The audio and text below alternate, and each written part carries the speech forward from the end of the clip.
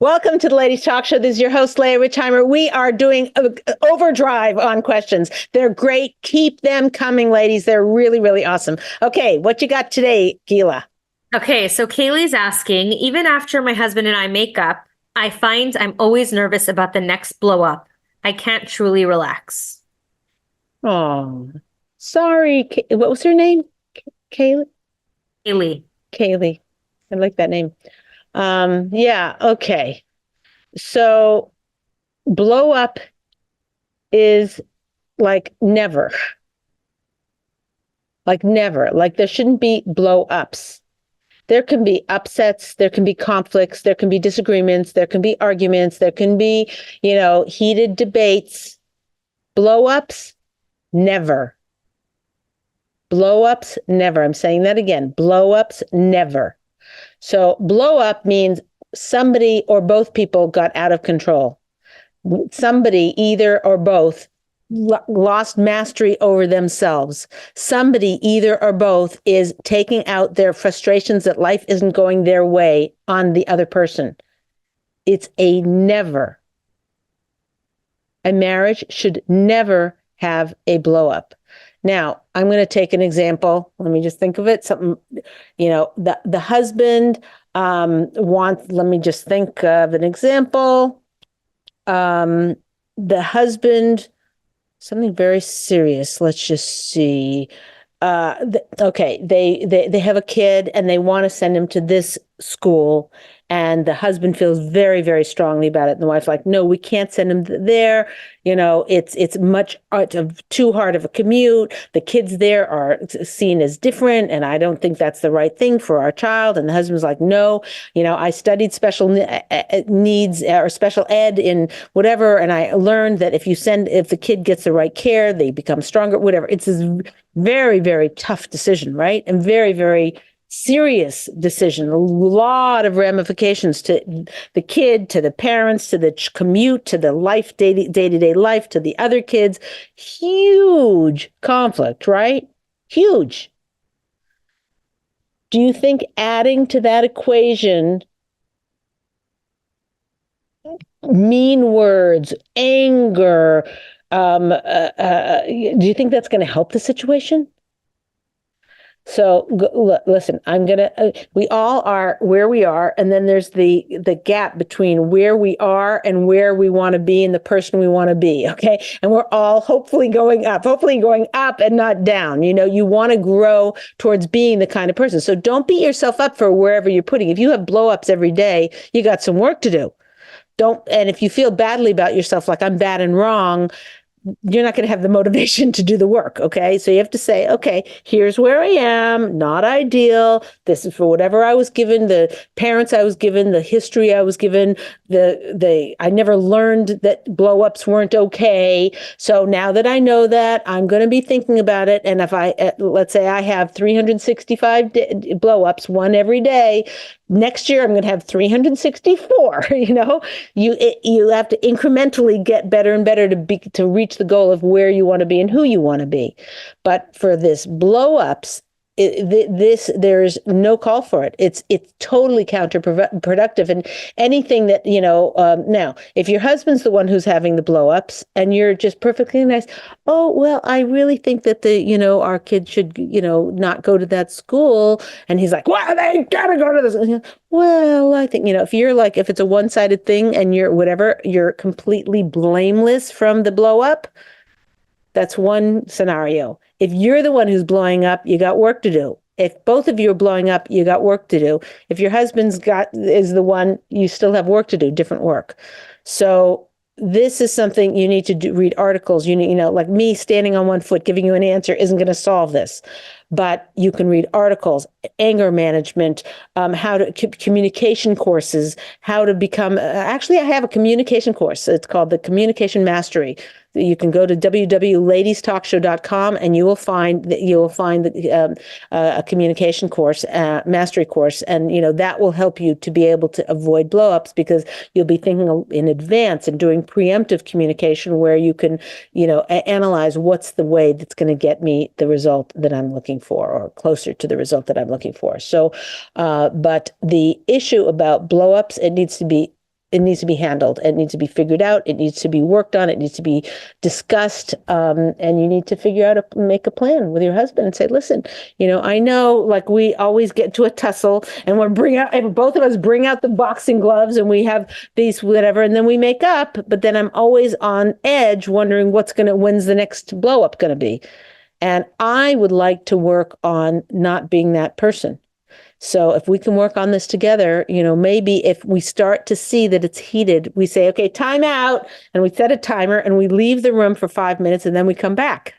There's a lot of material, books and articles and things like that on this topic that you should really make it your business to do as soon as humanly possible to figure out how to not take out your anger on other people. But to answer your question, the blow-ups you need to handle, and that needs to be a joint effort between you and your husband. And it might take a great deal of introspection on your part, or speaking with a Rav or a Rebbitzin or a therapist to figure out how do you get buy-in from your husband? How do you get him to want that as much as you want it? Good luck with it. I give you a bracha that Hashem should help you with this. It's the most holy thing to work on keeping serenity and peace and shalom bayis in your home, and taking away that tension that you feel. And we all see, and now everybody that you've shared this that is watching, that's heard your question, realizes now something about that we all need to grow in this area to go more for shalom. So thanks for the question. Okay, what you got? Okay. Eva's asking, my husband says he will do certain chores around the house to help me, but he often doesn't end up doing them. Should I step in and do them instead, or wait for him to do them so he's giving to me? Wow, good question. And the question shows that you've been listening to prior shows. So thank you for being a listener. Appreciate it. Wow. Everybody solves this issue differently. There has to be a sort of a agreement in the couple of how you can handle chores. To a certain extent, what each one's responsibility is. Many, many things. A woman's waiting for the husband to change the light bulb, just change the light bulb. Or when your brother comes over, or a friend comes over, or a guest comes early, they're staying with you for Shabbos, and it's a guy and say, I hate to ask you to do this, but this light bulb needs changing. Do you mind helping? Whatever, hire a handyman, something like that. There's some things that it's just not worth doing. Yes, it would be nice if he gave it to you, but if it's going to tip the balance where he gives it to you, but there's so much resentment because it's 3 weeks late, and every time you go into the laundry room, you bang your knee on the garbage pail because the light bulb isn't on, it's not worth that. Let him give it to you in other ways. So it depends on the chores. I know there's a study actually only came out about a year or two ago, a Dutch study where they analyzed when the more equal the household chores were in a marriage, the higher the chance of divorce. Go figure, right? Is that crazy? It's crazy, okay?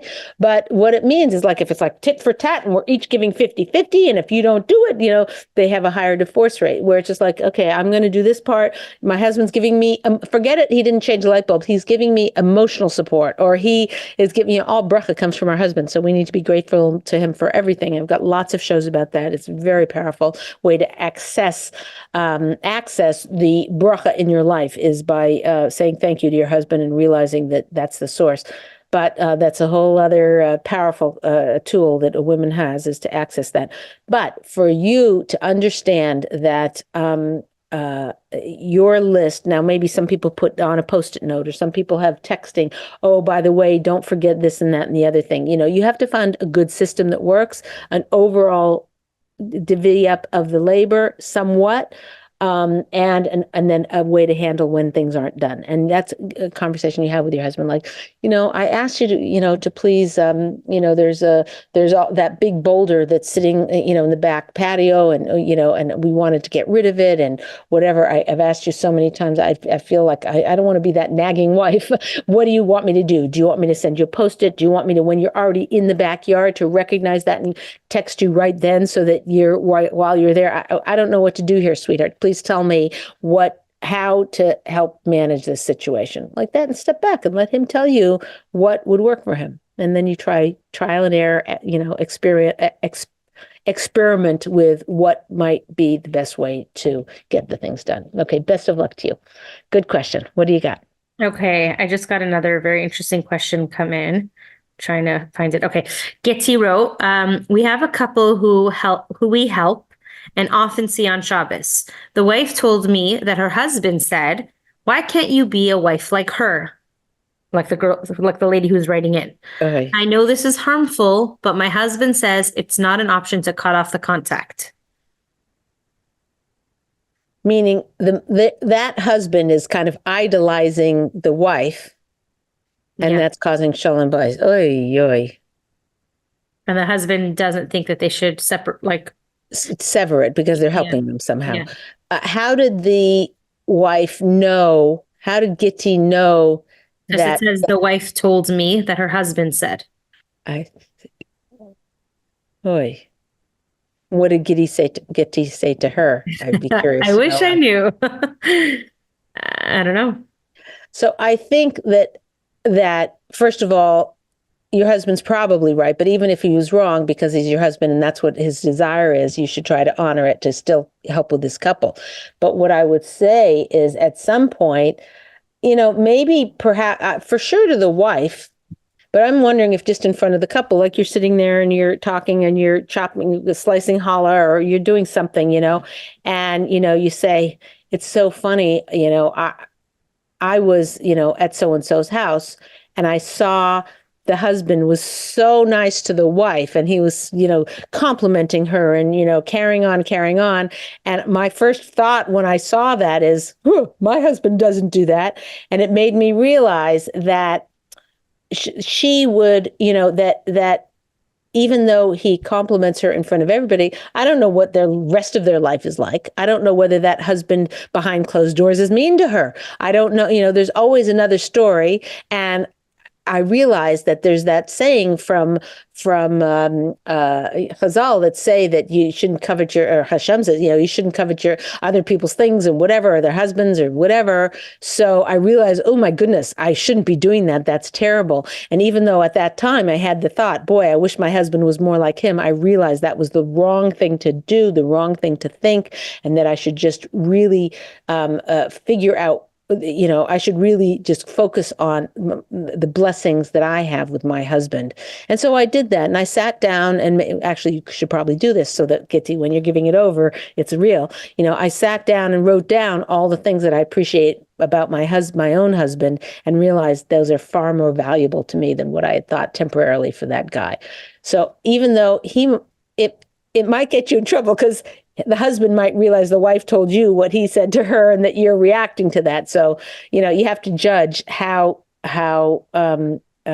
transparent or how obvious that would be. And you'll have to adjust the story accordingly. But it might be, maybe run it by your husband and ask him, say, I was thinking, when they said that, and the wife obviously felt very badly about it. I was wondering if I say something publicly in front of them about it. And, husbands are always much more conservative about these things. And they'll probably say, that's a terrible idea. I could just hear my husband's voice in my ear, so he wouldn't say it like that, God forbid. But I don't know that he would think that was a great idea, but something around like that might be good. Because I think leaving it as is will build up a constant, whatever influence you are having on the wife in terms of, you said you're helping them. So I assume that's helping them to grow and helping them to, grow in their character traits or whatever. If she's resentful of you because of what her husband thinks of you, no matter how much effort you put into her, nothing's going to stick because she resents you. And that there's a block in that relationship and a block in her being able to receive from you based on what her husband said, which is unfortunate. In other words, he was saying, I wish you'd be more like her, trying to get her to grow more like you, Gitti, which is lovely, but it has the opposite effect. It wants her to think she's not so great. So he didn't know that, whatever.